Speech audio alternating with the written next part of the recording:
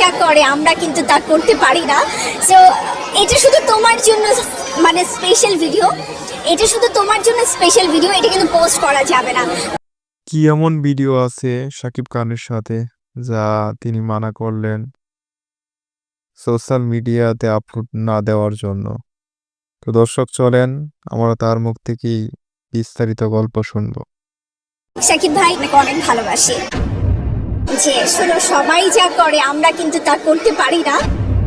So এটা শুধু তোমার জন্য মানে স্পেশাল ভিডিও, এটা শুধু তোমার জন্য স্পেশাল ভিডিও, এটা কিন্তু পোস্ট করা যাবে না।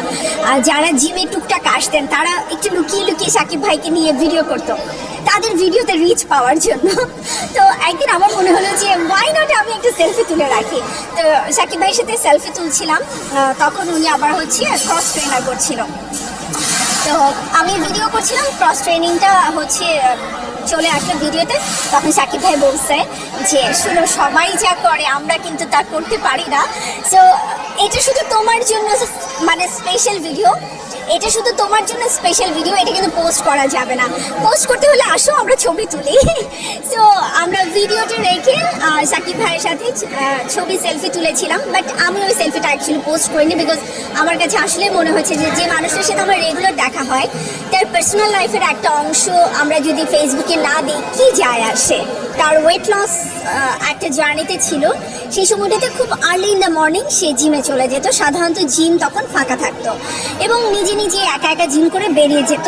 তো ওই সময়টাতে হঠাৎ করে আমারও প্ল্যান হলো যে সারাদিন ব্যস্ততার কারণে জিম করা হয় না, সো আমি একটু আর্লি মর্নিংয়ে জিমে যাব। তো ব্যাক টু ব্যাক 3-4 দিন যাওয়ার পরে শাকিব ভাইয়ের সাথে দেখা হলো। আই থিঙ্ক সপ্তাহখানেক কথাও হয়েছে, আমরা ট্রেডমিল পাশাপাশি দাঁড়িয়ে হয়তো করছি, অনেক কিছু নিয়ে কথা হয়েছে, কিন্তু কখনো সেলফি তোলা হয়নি বা কখনো মনে হয়নি যে একটা ছবি তুলে রাখি। ফিল্ম ইন্ডাস্ট্রি এত বছর যাবত ধরে রাখার পেছনে তার যে কৃতিত্ব, তার যে প্রচেষ্টা, এটাকে ডেফিনেটলি আমি অনেক সাধুবাদ জানাই। অ্যান্ড পাশাপাশি বলতে চাই শাকিব ভাইয়েরও নতুন মুভি আসছে, আমরা আসলে অপেক্ষায় থাকি কবে নতুন মুভি আসবে, হলে যেয়ে দেখবো।